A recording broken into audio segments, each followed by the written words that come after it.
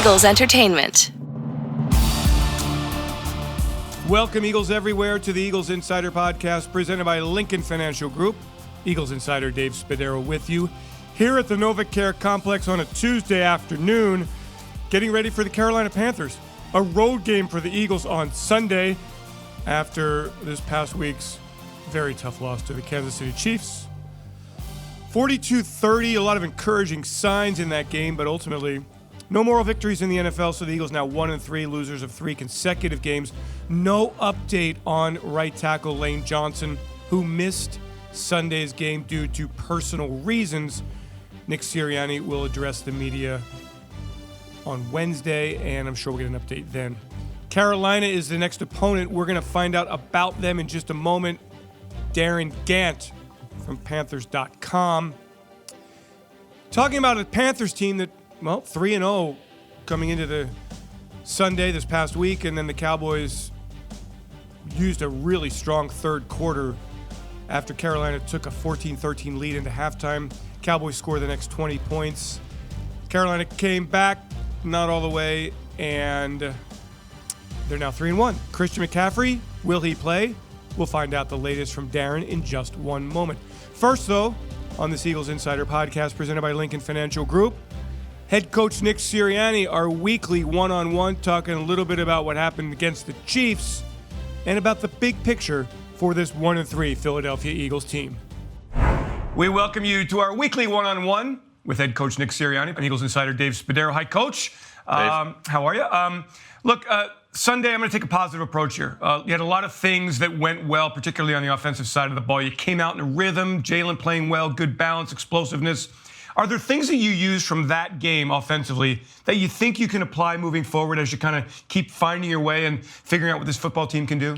Of course, yeah. You're figuring out as you go who you are, and because you get that in practice, you get that in the preseason, but there's still things to learn when you start to play different styles of defenses. So you want to repeat those things of what are working as much as you possibly can, if it fits against the defense that's being called against you. So you always think players first, and then you're starting to feel like, okay, players, and then how many times have we run this? Let's get more reps at this because we're pretty good at this. So that's kind of our thought process, and as we find out more and more about who we are and how we operate on offense. So with that 4 games in, you figure out the personalities. Do you think there's a personality to this offense based on the personnel that you know to this point? Yeah, I think it always starts up front, and that's our personality. It starts up front. We've had a lot of guys, whether you look at it fortunately or unfortunately,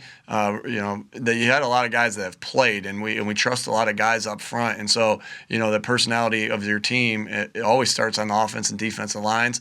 It's no different here. So we lean on the personality of those offensive linemen, and I think that with the guys that we have led by Jason Kelsey, that's a good place to lean. More on that offensive line in just a moment. Coach, you're also using the rookie class a lot. Devontae's playing a lot. Landon's playing a bunch. Kenny, Milton. You're getting a bunch of contributions, a lot of reps from these kids. How do you feel about that? How have they held up early in the season? Yeah, obviously a tribute to our scouting department, Howie and his team, that we scouted the right guys and were able to use these guys, and that's what that's what you want. You want to be able to bring guys in and play them. That's why you drafted them in the first place. So really excited about the opportunities they're getting and how they're taking advantage of those opportunities. So we continue to look to use them to use them and use their talents to be successful on offense and defense. With Devontae, from day one to now, can you kind of speak specifically to where he's improved the most? He had this first 100-yard-plus game on Sunday, good progress there. What's he done so well over the weeks here? I think he's releasing off the football better and better each week versus the different coverages that he's getting.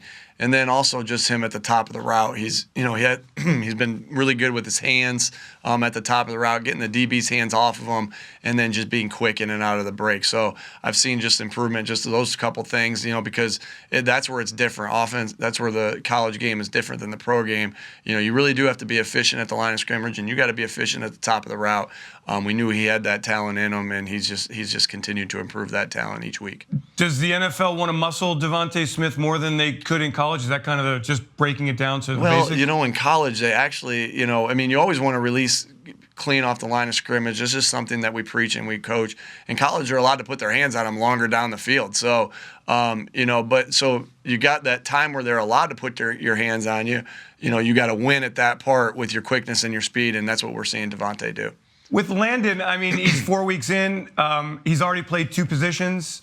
He's didn't have training camp to get those reps in. What have you seen from Landon, who on Sunday went from right side to left side? Just improvement. He's just gotten better at the little things each week.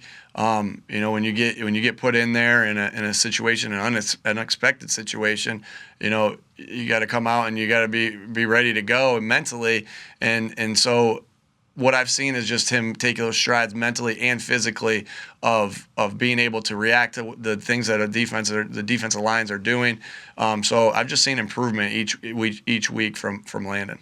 He played a good game this weekend. I wanted to circle back to the offensive line. You find out only a couple of hours before the game against the Chiefs that you're going to have to shuffle the offensive line. And they went out and played a good football game. How in the world did that happen? How do you explain that? I think just a tribute to the guys first. That they went out. There's a lot of people that should have credit for this, and the first people that should have credit are the guys that went out and did the job and played their tails off. Howie and his department are building good depth there.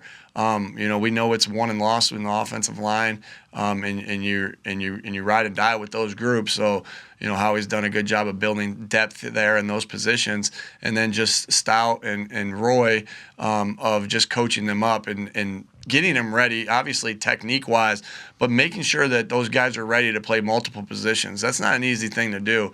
A lot of them were cross-trained, a lot of them were ready to play multiple positions, and we needed them to go and do it, and they did. So, Jack Driscoll, went from right guard to right tackle. That was pretty impressive, and so he did a good job, and all those guys, Nate did a good job. They stepped in nicely. Yeah, after Jack Driscoll having not practiced really for other than a few days there, really did a good job. I want to talk about the red zone because it's getting a lot of attention. You went 3 of 6 against the Chiefs. Prior to that, you had been 5 of 6 in the red zone. Overall, you ranked 10th in the NFL in red zone offensive efficiency. And I wonder, do you think the criticism is fair of the red zone performance, or are you critical even more so than people on the outside? Yeah, I'm pretty critical of myself. I like to drag myself through the mud after things happen. We needed to score touchdowns against the Chiefs team that we knew could score. And so 3 of 6 is unacceptable down there. So, there's what contributes to that. First of all, it starts with me and the plays that I call. I got to put the guys in better positions to succeed.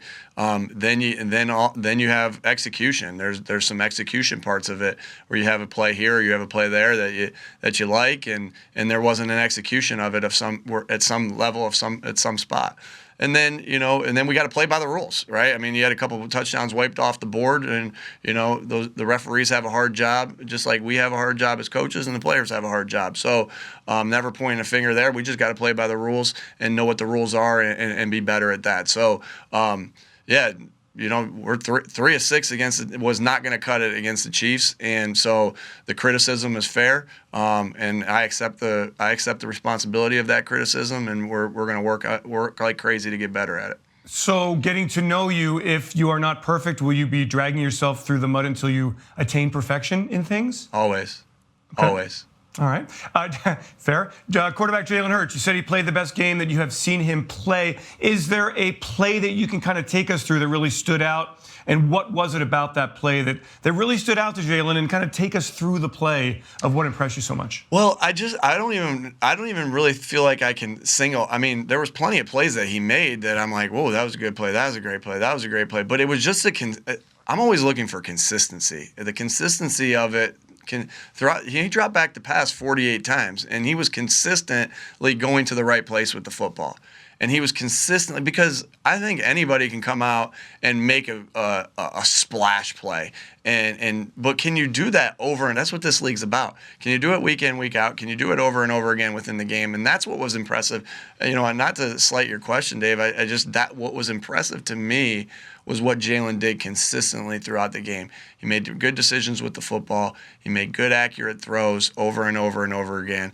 He made some plays with his feet when he needed to make a play with his feet. There's one play I just think about in the red zone that he had a little dip down to Miles that went for 5 yards, but that's good football to me that he took what the defense gave him, made an accurate throw, and we played the next play. So, I just like the consistency of what he did and how he did it. With regards to the defense, Nick, the last couple of weeks, things have not gone your way. So what approach does the coaching staff take to get things back on track to where you want them? Yeah, our first job is to put players in position to succeed and put them in position to be the best that they can be. So, we got to go back to the drawing board on that and get the guys in position to make plays. Obviously, we know we got to execute as players, but it starts there with the coaching of us getting them in position to make the plays that they can make. The other thing is, we played 2 good offenses. Now, that's never an excuse because you got to be able to stop good offenses, but those are 2 good quarterbacks we've played, 2 good offenses that we've played. So, a combination of a couple things. But, let's not forget the first 2 games that the defense had, right, against San Francisco and against Atlanta, where, they looked unstoppable. And so, we're looking to get back to where we were those first 2 weeks and put these last 2 weeks behind us, but learn from these last 2 weeks and get better from them. This Sunday, it's at Carolina. Now, this is a defense that had allowed 45 yards rushing per game through 3 games, and then Dallas churns out 245. They had led the league in quarterback sacks. They didn't get a sack. So, Nick, which is the real Carolina defense? The one from the first 3 weeks with 3 wins, or the one on Sunday that lost to Dallas? We got to go out there and expect their best. And we know they're a talented defense. We know they're a well-coached defense. We know they're a well-coached team. And so we're going out there and we're expecting their best and ready for their best, ready for their schemes, ready for their players. And we need to go out there and we need to put them in good positions as coaches and succeed on offense against this style of defense that we're playing here on Sunday. Nick Sirianni, our weekly one-on-one. Thanks very much. Good luck against the Panthers. Thanks, Dave. All right, thanks very much, Coach. Beat the Panthers. Now let's turn our attention to that football team waiting for us in Charlotte, North Carolina. They traded for Sam Darnold from the New York Jets. He's the quarterback. Matt Rule, former Temple head coach, is doing a good job down there. The Panthers are a team on the rise. They've got some young talent. They've got a killer defense, at least a defense that was number 1 in the NFL against the run, averaging less than 45 yards a game, as I talked to Nick about. And then the Cowboys go for 245. Panthers also led the NFL in sacks and did not record one against Dak Prescott. So they're good. This is not going to be an easy game for the Eagles at all. Let's find out more about the Panthers. Our first look, Darren Gant, Panthers.com. All right, we are now going to talk about the Carolina Panthers from Panthers.com. It's the old guy, Darren Gant. Darren, the old guy. What's that all about? You're aging yourself to the public. Nobody does that. Everything's relative. If you met all these brilliant kids I work with here in Charlotte, you would agree with this sentiment. It's a good way to keep yourself young, though, to surround yourself with talented and eager young individuals, even if they're half your age. This is a true story, Dave. The other week we were talking on the way to a game about some piece of internet content that went viral, and one of my coworkers said, "Yeah, it got picked up by that guy Rex Chapman, the guy on Twitter." And I said, You guys know Rex Chapman was somebody before the guy on Twitter, right? He was a first-round pick in this city. And it just so happens that was before a lot of them were born. So, yes, I will be the old guy in that circumstance. But it's great. I love being around him. I love, it's interesting. Matt Rule was the young guy when he was the Temple football head coach, and now he's in Carolina getting it done with a lot of kids on rookie contracts. I mean, let's talk about just overall here, Darren. Did you think the Panthers had a chance to be 3-1 at the 4-game mark in this 2021 regular season? Back in August, if I asked you that. Yeah, no, I mean, I think it's absolutely fair, and it was a question that came up a lot during training camp, and I think because of the way the schedule broke down with some of the matchups they called early on, I remember telling somebody in training camp, I said this team could go 3-0, and we wouldn't necessarily have a good idea of whether or what it meant because the schedule did contain some things. They caught some people at the right time. A couple of rookie quarterbacks making their first ever start in a Saints team that was down half the coaching staff because of COVID, and, nobody knew exactly what Jameis was. Last week with Dallas, I think it was a little bit of a flat tire, but on the whole, I think the arrow is pointing up. As you mentioned, this is a very young team. It's a lot of kids on rookie contracts. Some of those guys you remember well from the Temple days are playing some key roles around here. But I think they're definitely moving in the right direction. There's still a lot of unknown about this team. I think after a month, the early returns are pretty good on the Sam Darnold experiment. I think they have a good and salty defense, regardless what you saw from the Dallas game the other day. I mean, prior to that one, they led the league in rushing defense and sacks, so they were getting it done both ways. And I think there are a lot of good young parts that are because of, at the heart of both of those things. I mean, if you look at Brian Burns, Derek Brown, Jeremy Chin, J.C. Horn, who's unfortunately injured. They go out and trade for another top 10 pick in C.J. Henderson. All those guys are, 23 and under. So they kind of like the foundation they're building this thing on. So tell me how Sam Darnold has been rejuvenated. Not only is he throwing the ball well, nearly 1,200 yards, he's got 5 rushing touchdowns, seems to be in command of the offense, not turning the football over. This is not the Sam Darnold who the Jets dragged through the mud. What happened? No, it's not. And part of it is, the first thing they wanted to do was bring Sam down here and give him a big old hug and make sure he knew they loved him and surrounded him with skill position talent. I mean, Sam Darnold never got the opportunity to play. I mean, he had Robbie Anderson for a year in New York, but he never had an opportunity to have Robbie Anderson and a DJ Moore, who's emerging as one of the top receivers in the league, been playing really well right now. Christian McCaffrey, they draft a kid in Terrace Marshall, who they think is a high ceiling wide receiver from LSU, who's going to add some things. So, Sam never had this kind of help offensively. I think, their offensive line is still a little bit of a question mark and, probably not unlike what happened in Philadelphia last week when you start mixing and matching parts. It's that time of year when things can get a little weird, but they have protected Sam and they have insulated Sam and they've made sure things are built for him. The running stuff's been, it's been a fun little sidebar, but Sam was always a fairly athletic guy. I mean, I don't think he is necessarily viewed as a running quarterback per se, but he can move and does things to move the pocket a little bit to keep himself looking downfield to make some plays. But I think they're mostly trying to keep the bar low, let Sam get some success early on here and get him feeling comfortable again. This was obviously a reclamation project after the way the New York experience went for Sam. But I think so far they like the direction it's pointing, and they think that if he continues along this path, that he's somebody they can build around. What are your thoughts? I know it's early in the week. Christian McCaffrey, will he play on Sunday?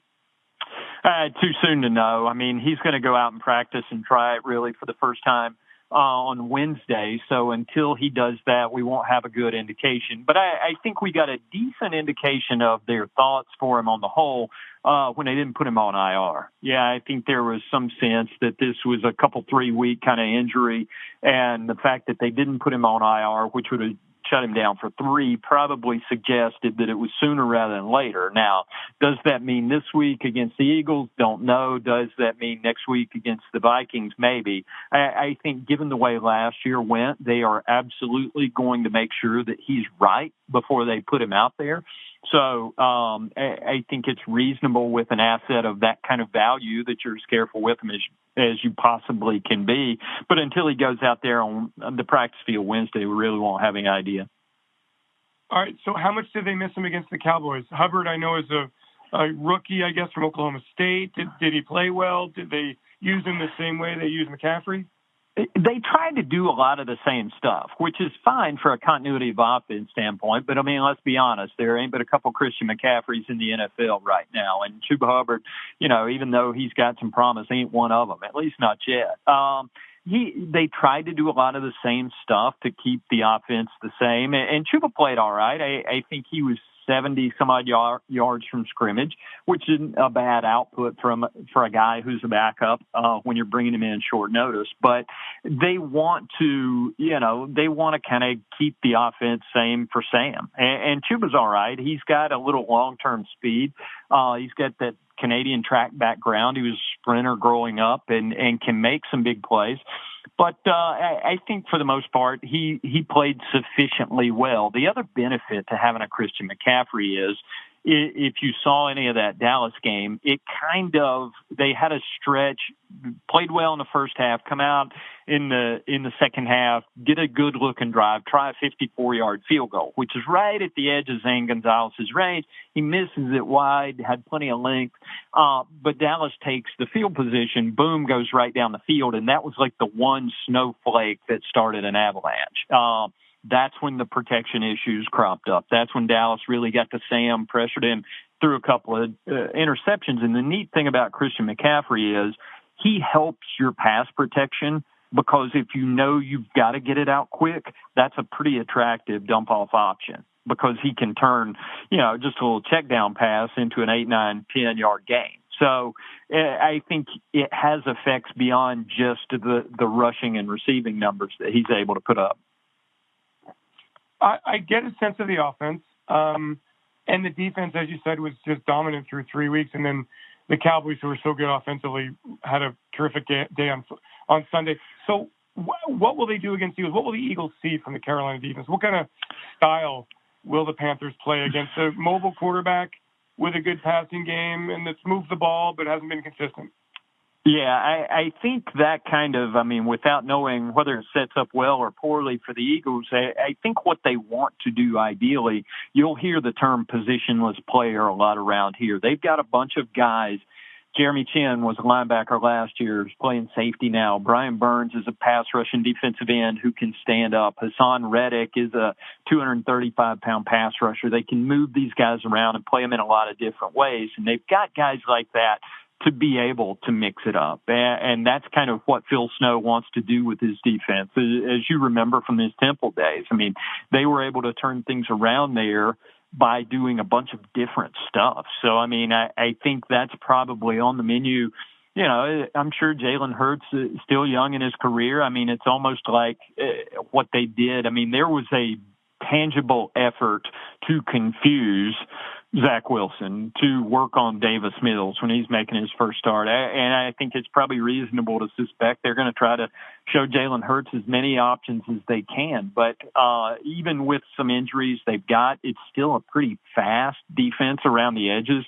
And they were able to get pressure from a lot of different ways. Last year, their pressure was kind of dependent on Brian Burns getting the quarterbacks. And now with Hassan Reddick coming in here, he's been able to create a little from the other side. And sort of through the first 3 games, as you mentioned, everything looked good. A lot of that sort of flatlined in Dallas because they were running the ball so well. And, I think sometimes in the course of a long season, you look up and, best laid plans and all that, you just kind of got to say, look at that Dallas offensive line, look at Ezekiel Elliott. This is going to happen every now and then. Darren, last one for you. Is there reason to believe, legit, that the Panthers are really building something here with Matt Rule, that this is not a 3, 4, 5 game situation, that this team is putting something that's sustainable together? Yeah, I think it could be. We'll see how they draft. Again, it was really unfortunate losing J.C. Horn early on to an injury because that guy looked like a special young player at cornerback. He's got that guy look about him at corner. I hate comparing guys to specific players, but, in the same way Jalen Ramsey makes a big difference in the way the Rams can play defense, J.C. kind of does that here. When he was well, he was kind of erasing a side of the field because they just didn't throw it that way in his direction. So unfortunate from that standpoint that he's injured, but because they've got so many good young parts and because they've got Christian under contract. DJ Moore's a guy they've already picked up the option for next year on and are talking about a long-term deal. Robbie Anderson's extended. A lot of the pieces are in place for this team to be together for a couple, 3 years. And I do think they're building something here. It's clearly, they were in transition coming out of the Ron Rivera time, and Matt sort of had to strip it down to the studs a little bit last year. And there were an awful lot of rookies playing roles they weren't accustomed to or ready for. Now that some of those guys are starting to settle in a little bit, like I said, I mean, when you collect that much young talent at every level of the defense, I mean, between Burns and Derek Brown and Shaq Thompson and J.C. Horn, there's a lot of dudes over there. Dante Jackson's really playing well at cornerback this year. Playing some of his best football. So they've got a lot of good young players, and so much of it's going to depend on Darnold and how he progresses at quarterback. I mean, as you know, that's the big thing in the league. So as long as the quarterback's trending in the right direction, they're going to feel pretty good about the way they're heading right now. And there he is, the old guy, Darren Gant. Thank you so much. Should be a game. Well, if it's game the Eagles, we got to win this one on Sunday. Thanks so much for joining me. Happy to help, Dave. See you on Sunday. I'll buy you a free donut in the press box. Sounds good to me. Thanks, Darren. All right, Darren, thanks so much. We're going to be back with more later in the week as we give you a feel for what's happening here at the NovaCare Complex in South Philadelphia. I'm Eagles Insider Dave Spadaro. Thanks for joining me on this Eagles Insider podcast, presented by Lincoln Financial Group. Thanks to Peter Kelly, Julie McLaughlin, Ray Doyle for putting this together. Thanks to all of you for joining each and every episode. If you can give us a 5-star review or any review at all, we'd appreciate that. A link is available in the details section of your podcast library. We'll be back later in the week with more. It's the Eagles Insider Podcast presented by Lincoln Financial Group. Thanks, everyone. Have yourselves a great Eagles day. Fly, Eagles, fly, and go Birds! E-A-G-L-E-S!